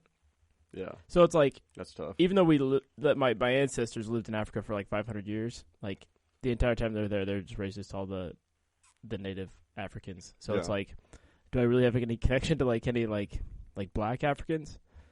Not in any meaningful way. Like, yeah, my ancestors just beat up on them for centuries. So it's like I'm not any better than like an American and like Native Americans. It's like, do you feel like a Native American? It's like, no, I don't. So you're like double racist. I'm double racist. Wow. I try really hard to overcome the systemic racism in my family. But here, I'm just kidding. I'm not. You're paying. My family is not racist. My grandma actually moved from Africa because she didn't like the way it was. So she married an American, came to America. So she's not racist. My parents not racist. So rather than helping the community, she just left. Well, there's only so much she could do. She left the problem. She didn't have a lot of power in this situation. I see. Yeah. She wasn't one of like those Dutch. Right. No. She didn't have that type of power. No, she didn't. She didn't actually have a lot of power. She didn't own the plantation. No. Okay. No, my great grandpa. So her dad sold Singer sewing machines. Oh, for real? So what type? I'm sure. I don't think he was rolling in it, to be honest with you. I think, the sewing machines were. She was in Africa. My grandpa was a diplomatic courier for the United States government. Oh, so this is like not that many generations back. No, this is my grandparents. Okay. Yeah. And he was in there during like in the at the time it was called the Democratic Republic of the Congo. I don't know what it's necessarily called right now. I know it's switched a few times here and there. Mm-hmm. But they're having a civil war, and he was like, they would like fly in special documents, handcuff him to his wrist, and then he'd have to go through a bunch of like revolutionaries and like different checkpoints set up by like basically people who opposed what I guess the American viewpoint was. Yeah. So I don't know which side was which, but he was going through like enemy territory essentially with these like documents, and he'd carry them. And so he was there, and where he lived, they wanted him to like get in with the community. So he played trombone, so he was in a jazz band. Yeah. In Africa, just playing with the locals, and he just like got in, and eventually at a work party he like met my grandma. I don't know much more than that. Dang. They're both passed away now, so I can't really ask any questions. But next life. Yeah, for sure. Yeah, I'll hit him up. Like, hey, so how did this actually? Like, what was the riz that happened? Well, anyway, get him on the pod in the next life. No, literally, yeah. So that'll be the move. Yeah, I think it was in Zimbabwe somewhere. They just met up, and they're like, "Wow, for real, you're kind of cute." And then, 50 years later, here I am. I guess. Dude, that sounds like a great like rom-com. It's kind of crazy. Yeah, there's some wild stories my grandpa has from his time in the Congo. Dude. Yeah, it's just I can't imagine. Dude, imagine loving the Congo.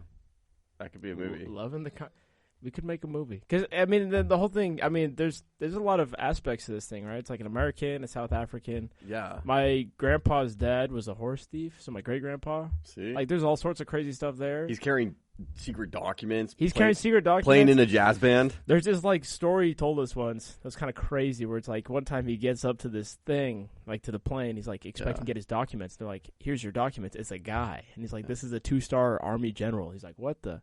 If anybody finds out this dude's here, they're gonna kill him on sight. Yeah. He's like, "What do you want me to do with him?" He's like, "Well, you need to take him to this other spot." He's like, "How?" And he's like, "You just gotta figure it out." He's like, "Well, can't promise you'll survive, but you can hop in my trunk if you want to." So the guy hops the general. Yeah. General. This is the story. This is how I heard it. I don't know. It's just what It I heard. could be fake. It's going to be 100% fake, but I think it's true. Anyway. Your grandparents actually never were from South Africa. It's true. Well, actually, I went to Africa last summer, the summer of 22, and actually met some of my You're cousins like, I'm out home. there. I met some of my cousins. It was great. It was nice. I mean, I'd never been. Yeah. These were like distant cousins, but like they were my mom's cousins. So like their kids would be my second cousins. Right. Does that make sense? Yeah. Anyway, so we visit them. But this general gets in the back of my grandpa's like vehicle, whatever he's got. Yeah.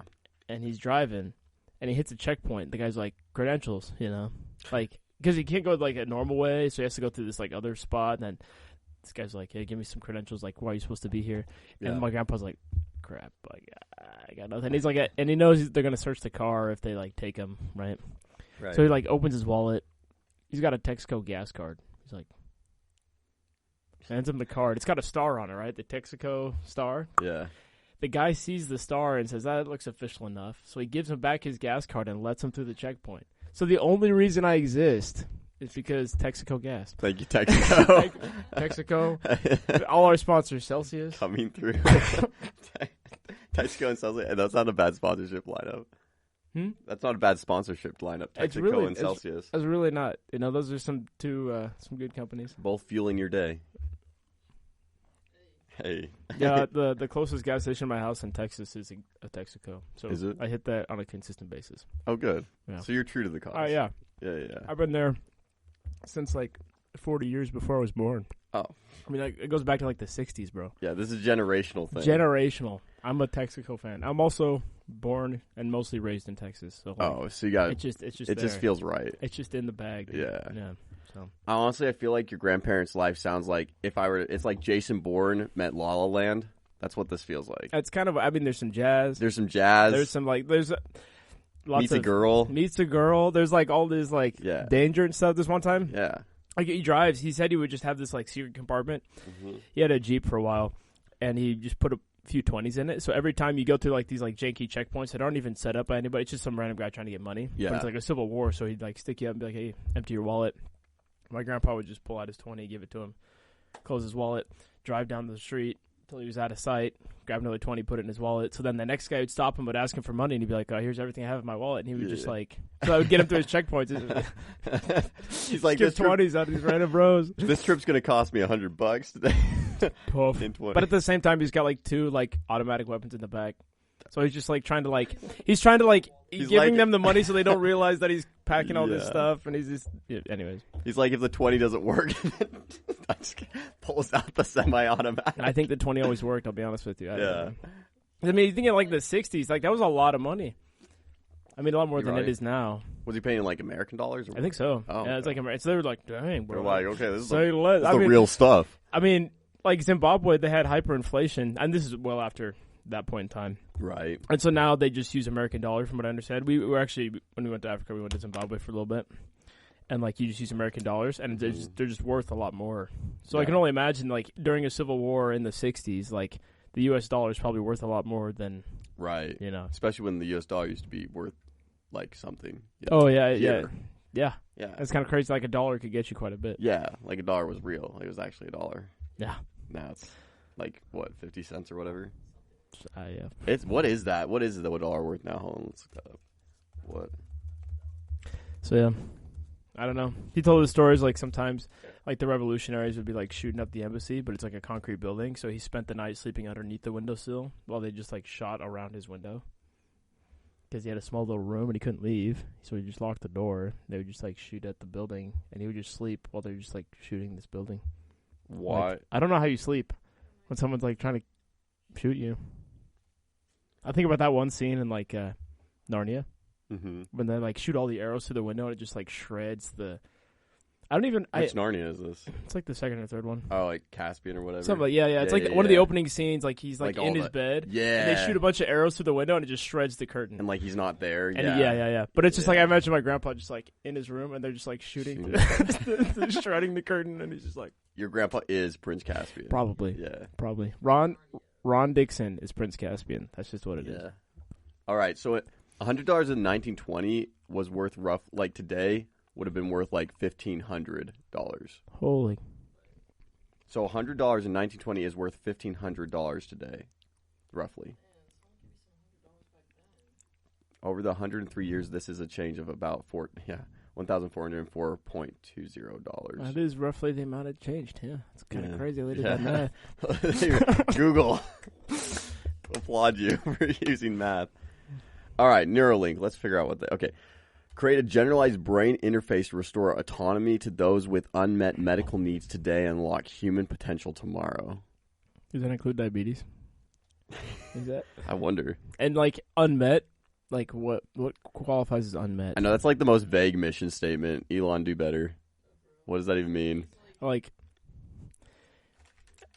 if I still like with diabetes, it's not curable. Type 1 diabetes. So like, are my needs always unmet to a degree, or how does that? Like what's? Yeah, I wonder if it's like brain. It's got to be something. It's got to be brain. I mean, it's not going to fix your. I don't know.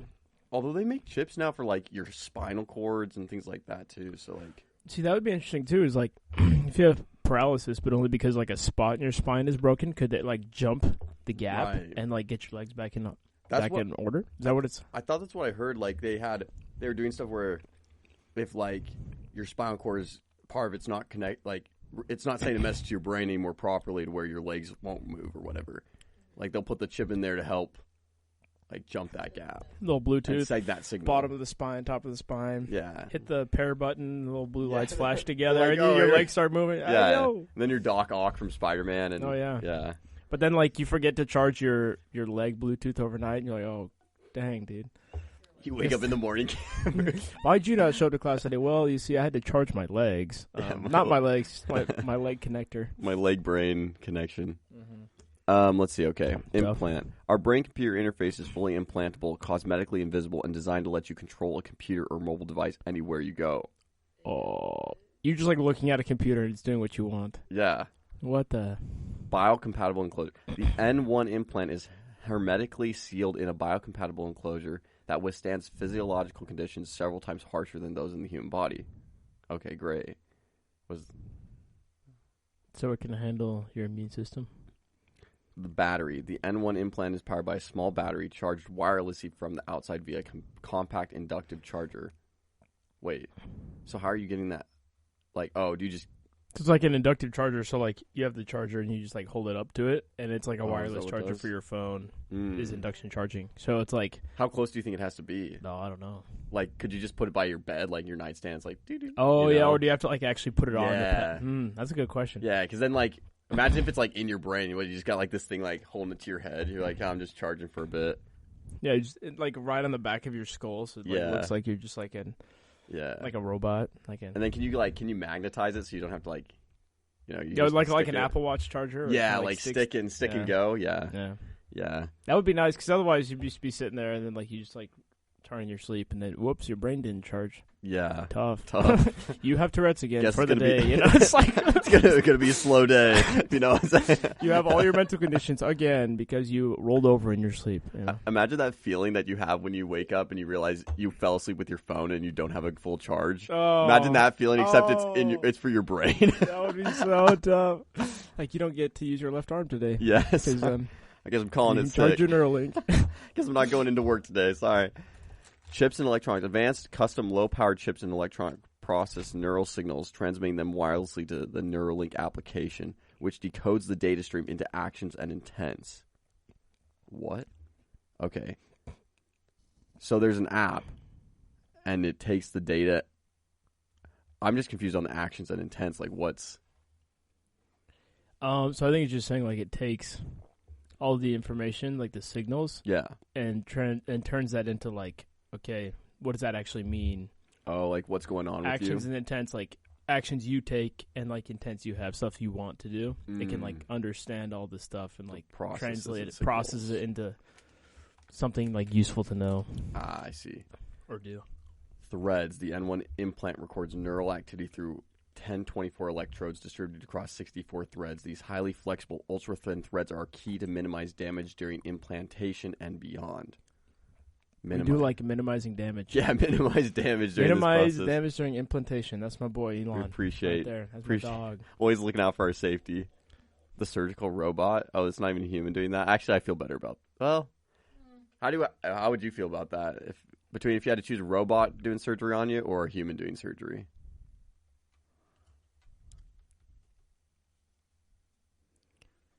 Honestly, yeah. If this technology is as good as it says it is, then the robot's probably going to do a better job than a human. Probably. Right.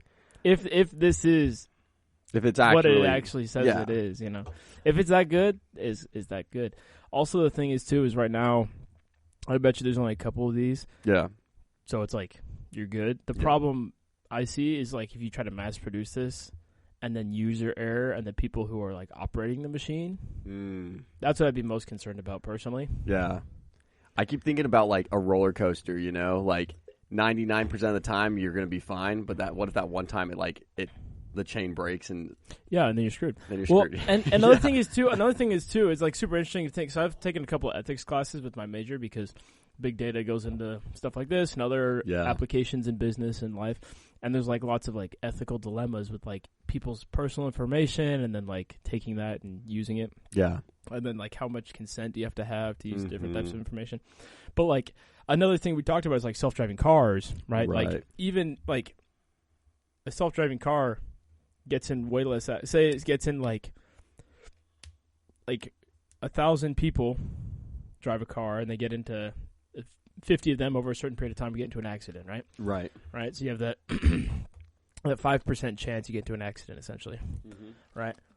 Now you have 1,000 self-driving. I'm just cramming them, dude. No, dude, they're so good. And then you have 1,000 self-driving cars, and like say only like 4 of them get into an accident. So that's 0.4%, right? And even then, people are going to be freaking out way more about like the self-driving car accidents than the human accidents. Even if they're the same degree of intensity, right? Like one accident isn't worse than the other. They're all, same level of badness, right? But one happens way more with the human error, and then one happens way less with the electronic error, just because of the way people think about computers and the stigma about it. They're just like absolutely like attacking self-driving cars as being unsafe, even though statistically speaking, you're safer. Better off. Yeah.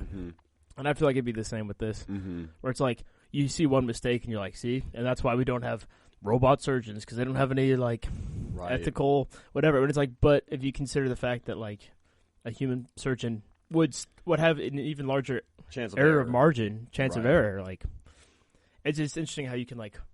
It's the control... I feel it's a control factor, right? Yeah. Like, if I'm the person driving the car and I get in a crash, I'm like, well, I controlled my fate. Like, I was the one who crashed. Versus if the car does it, then everyone's like, well, what if I'm that person that gets the car and then like I can't control my fate, even though even though I'm more likely to crash like 10 more times in that car, which is it's fascinating to think about. Yeah, it's like a human thought process. Oh yeah, there's a website that kind of talks about that. What is it? I'll have to find it. I don't remember what it's called, but it's like a decision thing where it's like, say you're a car, and you could choose between hitting like a pole, like say you have like a passenger, it gives you different situations of like amount of passengers you have and then what you'd be hitting. Yeah. And it's like, okay, would you hit one old person or a young person? If the car's like going to crash into somebody, would you rather hit the old lady or the young lady, right? Yeah. The one who's like under 20 or over 65. And then it's like, if it was like... We should play this. 3 old people or like... I played it in history class. Really? It's tough. Yeah, Yeah, it's like, would you hit the 65-year-old woman or the 15 dogs? Like, given that they would die if you hit them, right? Or would you hit, like, two old ladies and a young person, or like a pregnant woman, or would you? Yeah. Or you got like passengers in the back, and it's like, would you rather Get like- T-boned or like Yeah. yeah Yeah. or like get hit from the. That's tough. Because at the end of the day, it's like, but for whatever reason, like if that's a situation that we run into as humans driving, like we Yeah. don't think about it like that. We think there's another option, but then the computer like knows it's between these two. So like, do you hard code like a response to those things? You say, oh no, value this over that, Right. because the computer has to make a decision, and that's another one of those things where it's like, okay, well then now you're hard coding the computer to kill somebody. It's like, yeah. well, or are you hard coding it to save other Save a people? life, And is this right. a bias? Is this? But then it's like, but that doesn't matter if it just randomly shows up to like a human, and they just have to decide in the moment. You're like, Right. Is it weird that like when you guys said all those different options, I was like, I still know which one I would have picked. Oh, I don't. Yeah, I know. I'm just saying like. Well, yeah. So it's kind of interesting. Like the website, like keeps track of everybody's responses, Yeah. and then just like has stats on like what in general, like depending on, and mostly geographical. It's like what like people from different countries, like Yeah. what their preferences are, right? Mhm. So like different cultures that like respect elderly people more, like are less likely to hit old people versus like True. I think like true. Americans. I could be totally wrong, but if I remember correctly, I took this class like a year ago. It was like Americans value like young life and potential, so they're much more okay hitting like the old person. the older person because they're like, well, they've lived their experience. You know, let's live. Yeah. But then like, But like you I go to, feel like, like the some, old like, people some- would say that too. oh yeah, it's true. Like It's the true. old It's like Americans. it's the American culture more Yeah. versus like, and I could be totally wrong, right? Don't quote me. Don't kill me for this. But it's like in a lot of like Cancel him. The Asian, yeah, don't cancel me, or you can. Yeah, I mean, if I'm supposed to be canceled, cancel me. But like, you got like all For like the past generational crimes of his family. Nice. Yeah. yes, for those ones, yes, somebody has to pay, and I guess it's me. Yeah. But like, you've got like the Asian cultures, like China, Japan, you know, where they have a lot more respect for the elderly people. Yeah, like the ancestry. The ancestry, Yeah. then they're like less likely to like just side with the hitting the old people. They're like, okay, well, let's think. If it's like 3 old people and 1 young person, let's hit the young person because versus like Yeah. maybe, and this could be totally wrong. Like in the American culture, it's like, well, these are all old people, and this young person has a life to live, so I'm gonna hit the old people. Yeah. Well, the So- Chinese don't let like the young women come around anyways. You know what I'm saying? Like they stopped that right at the beginning. So. Gosh. Hey, we all know what's going on, okay? Which, yeah, well, yeah. No, I If there's more people, if it's like 3 old people and 1 young That's what's so, okay, I'm hitting the but young that's what's person, so, it's like more lives versus 1. that's what's so crazy though, is that like, but then we have such an issue with abortion and as a conversation topic of like, in our country. What? Oh, they don't count as in their, yeah. If a pregnant woman gets killed, it's called a double homicide. That's what I'm saying. Yeah. tough. Yeah. Imagine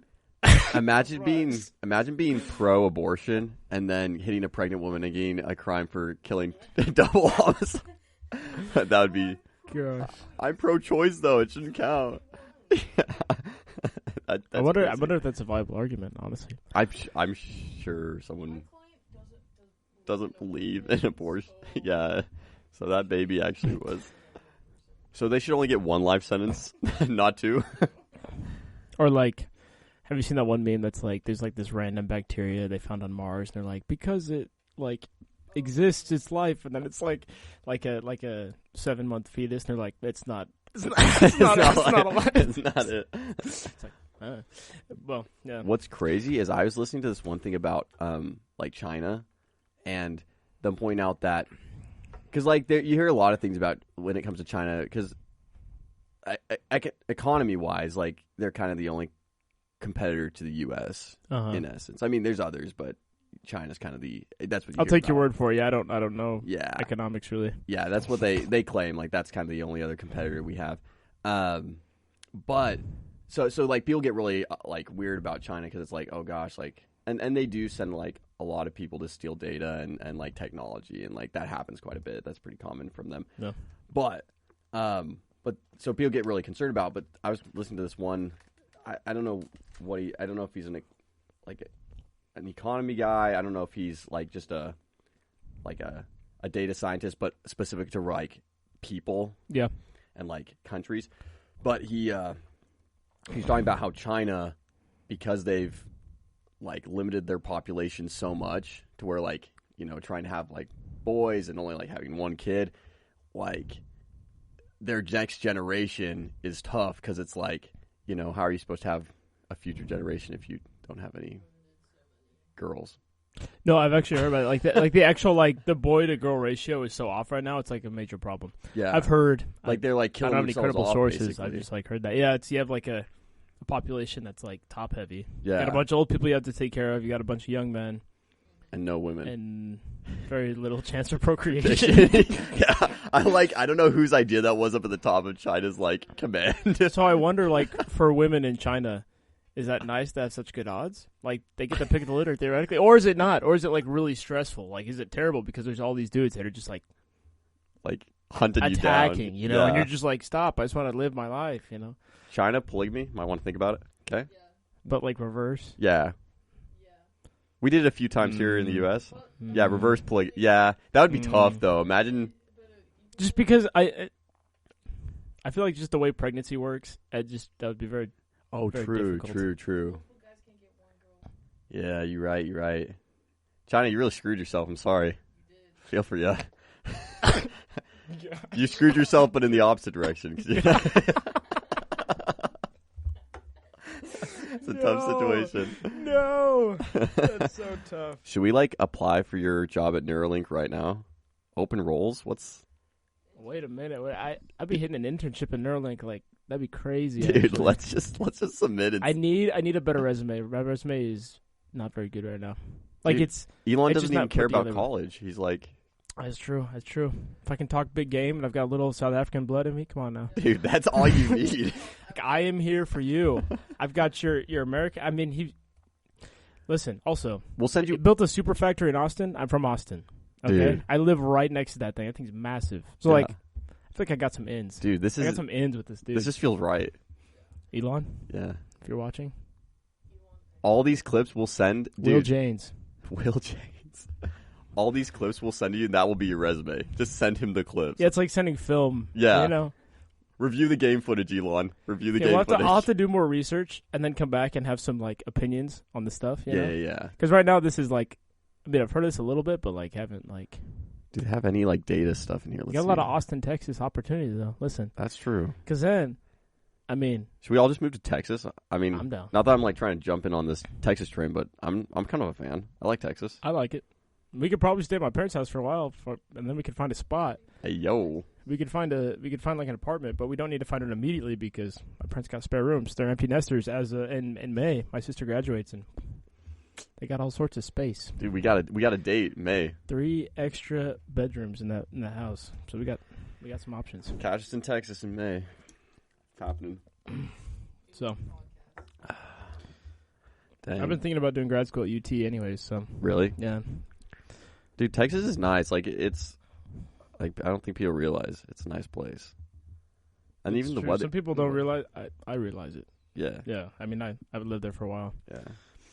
but Yeah. Because it's not like super, like, I don't know about you, but I feel like it's not super southern. Because like here, Arizona, I don't think anyone would ever be like, yeah, it's really southern. it's not. It's not south No, you at go to all. Louisiana and you go to Arizona, not the same. It's not the southern same. at all. Mississippi, Arizona, not the same. Maybe western southern, like, you know, like There's cowboys some and- country people for sure, Yeah.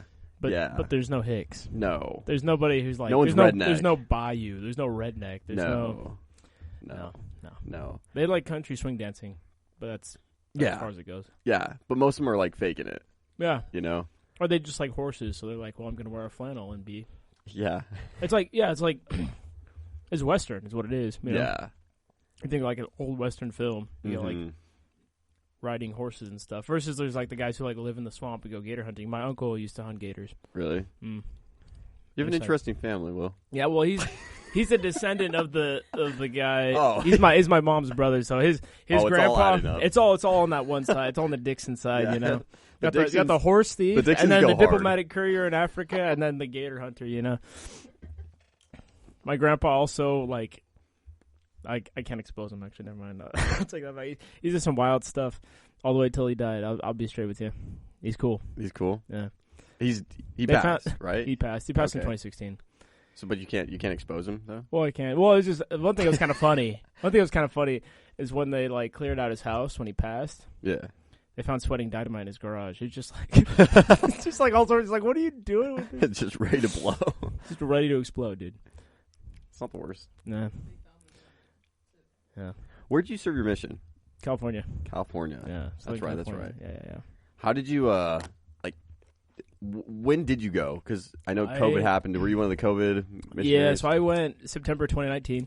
So the first 6.5 months of my mission were pre-COVID standard. You know, went to Provo MTC 6 weeks, did Spanish speaking, came to California, was in Orange County, and then I was in San Diego County. Yeah. For about 6 months. And then they're like, hey, like my mission president called me at like 8 o'clock at night. Like right after we started been hearing about all this COVID stuff, and we thought, oh, we might go in quarantine for a week or two. Yeah. And to be straight with you, we were like, oh, that'd be sweet. We could just study up the Bible so we can answer all these questions people always have. And then hit the streets in a couple weeks, just like absolutely studied up and ready to go. Yeah, it was like a nice little vacation. That's what we from thought the it was work. going to Yeah, be. yeah, We were like, yeah. okay, we'll do phone calls, and then when we're out of phone calls, we'll just do like a couple extra hours of peace study to just get like the verses flowing, you know? Yeah. So like we're like a day into quarantine, like hey, quarantine today. That night, my mission president calls me up and he's like, hey, Elder James, the Lord is calling you home. And I was like, what the? So then he's like, be up at the mission office by like 7 or 8 o'clock tomorrow morning. So in less than 12 hours, or roughly 12 hours, I'm back up at the mission office, which is like an hour and a half from an hour from my apartment. So we wake up, I pack that night, wake up in the morning, get up to the mission office, fly home, straight to Austin, get released as soon as I get home, because they're like, you're done. Yeah. Like, you have diabetes, it's COVID. You gotta just go home. So less than 24 hours later, I'm like, was COVID really that like dangerous for people with diabetes? I don't think so. Yeah. It might have been. Well, so like with diabetes type 1, I am immunocompromised to a degree. Like my immune system is weaker than the average. Yeah. So, but you're not like obese and eating unhealthy. But yeah, and the out thing of is, shape. it's like weaker than like my equivalent self without diabetes, but Sure. maybe it's still better than like the person who's out of shape and has diabetes. Right. Like, Yeah. right. So I don't necessarily know how bad it was for me, but like 24 hours later, I'm sitting on my bed, like, dang, that just happened. Like it didn't even seem real because I was like released on my bed, wasn't a missionary, and I was like, did those 6 months really just happen? I don't even know. Yeah. And so I get home and so that was March of 2020. Yeah. My brother was working at Pizza Hut. His manager was dope, and my brother was like, do you want to work with me? I was like, yeah, sure. So then, like, his manager was like, working yeah, at the PJ's Hut. dope. And it's like, yeah, I'll add your brother in. So I just worked full time as a Pizza Hut delivery driver. Within a week of being home, I was driving. And then, like, I worked all the way up until I left. Again, so about 8 months after, just, like, kept asking, hey, can I go back? I'd, like, text my stake president, be like, hey, ask Salt Lake if I can go back. And then he'd be like, they said no. And I was like, okay, cool. Every 2 weeks, I'd, like, hit him back up again. Yeah. And about 8 months in, I was like, well, maybe I should start moving on with my life. I can only deliver pizza for so long. Right. And then, my stake president texted me. He's like, they want you to come back next week. And I was like, 7 days? They're like, yep. But then I was like, I like my manager. I'm going to put my 2 weeks in. Because at that point, I was taking, like, a large role as a full-time driver because, like, I was the daytime driver. Yeah. So, like, if I left, there'd be, like, holes in the schedule. Yeah. And so I gave him 2 weeks, and then he got some people trained up, and then I left. Oh, nice. So Dang, bro. then I was there. And they sent you back to California, Back right? same mission. Yeah. So my mission president and I served together the entire time. Oh, that's so cool. he got called, like he got in July. I got in September, Mm. and then I went home in May of 22 because I was there from November 2020 to May of 22 for my last 18 months, Mm-hmm. and then he went home a month later. So like we almost had like, I was there for like his entire. Oh, okay. That's stint. nice though. It was kind of cool. Yeah. So Weldon Reeves. Reeves. Where's he from? Like, do they do any reunions or anything like that? They do, yeah. So he lives in somewhere in Utah. I think like It's always Utah. he moved to Utah like right before the mission, or I think, and then like right before he went out. So he like bought a place, moved, and then went on his mission. But he was in Right. Houston before for a while, Okay. like leading up to the mission. It's a sign. It's from Yeah, Texas, dude. so You're people. he is one of mine, you know. Yeah, it's I'm one of yours. his. You're you one of know? his. Yeah, You're connected. we had that. You're connected. Everything's bigger in Texas, It's dude. true. That- So yeah. If you catch me in Texas, I'm a lot larger. yeah. In Arizona, like my size diminishes. Yeah. Because I'm. Like everyone's does. I mean, everybody. Yeah, it's Yeah. relative. So like, you don't necessarily notice it because everything's bigger. Yeah. Yeah. But you got to be a true Texan. Like if true. Like if I went there today, Texas knows I'm not. You know. Yeah, they'd so be like, we could tell he's from Arizona. Yeah. Hey. So I won't really grow. I have to be not there as much. It's like but everything's bigger, so like you would be bigger. True, but you got to be there long enough for residency. You know what I'm saying? That's true. That's I am when a Texas resident still, actually. That's what I'm saying. So once you hit residency, then I think you get bigger. Yeah. Yeah. It's true. It's true. Anyways, so that was, I don't know if that's all you wanted to know about my mission, but that's essentially what it was. 6 months, home for 8, out for 18. Spanish, did a lot of YSA. That was kind of fun. Yeah, how long were you in the YSA? Quite like most of the I time? was in 4 different YSAs, and I was in YSA work for about 10 and a half months. Oh, so a pretty large portion. Yeah, I was also in Spanish work for like there was overlap. Like one of my areas, I was in a Spanish branch and a YSA ward for 6 months. So like, I think I was in Spanish work for like maybe a little less than 18 months, and then YSA for about 10 and a half. And obviously the math doesn't add up because there was some overlap. And then I was in just like a regular English family ward a couple times.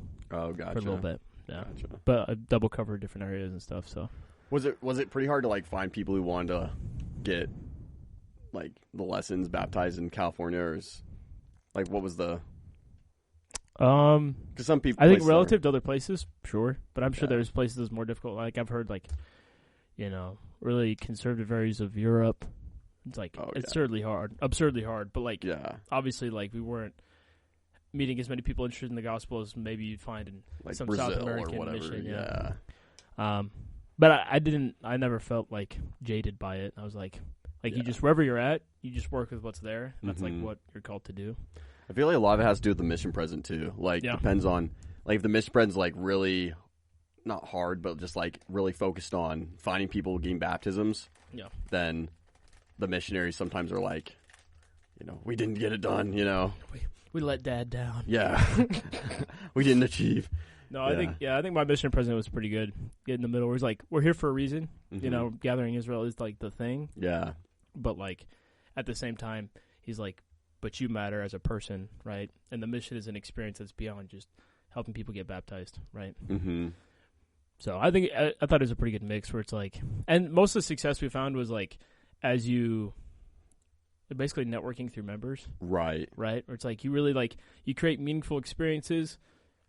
Or you just like get to know members, but like you still maintain that missionary relationship with them, right? You have short, quick lessons with them, help them feel the Spirit, help them think about how they can reach out to their friends and be good neighbors. Yeah, and then over time, as they're being good neighbors and they're helping each other out, like they're connecting you. Yeah, and then it's like helping them build up their social, where they're just like meeting their neighbors, and then also like their comfortability just talking about the gospel, right? Because then if you know a lot of people and you just talk about the gospel in normal and natural ways, you don't have to force it, and just eventually you're going to run into people you have a lot of different friends, and then when you're talking about the gospel, you'll see which ones have interest, right? And then it's like, okay, we'll teach them, because we don't want to force ourselves on anybody who's not actually interested, right? So right, because then they just don't even care. No, there's no point. Yeah, but so yeah, with different mission, like people I've had on who serve missions, like